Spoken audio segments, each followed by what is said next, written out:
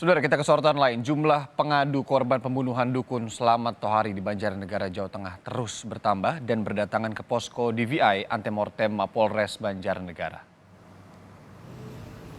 Posko DVI Antemortem Mapolres Banjarnegara, Jawa Tengah mulai didatangi pihak yang mengaku keluarga korban pembunuhan dukun pengganda uang Slamet Tohari. Hingga Jumat lalu, posko telah menerima 16 pengaduan yang sebelumnya, saudara, hanya 12 pengaduan. Dua keluarga korban dari Pesawaran, Lampung, dan keluarga korban Teresia dan anaknya Okta Aprianto, warga desa Tanjung Harapan, Mertoyudan, Magelang, yang diduga ikut menjadi korban pembunuhan Tohari sudah berada di posko DVI. Adik saya sama keponakan saya. Oh, sama keponakan. Berarti itu korbannya anak dan ibu ya? Anak dan ibu.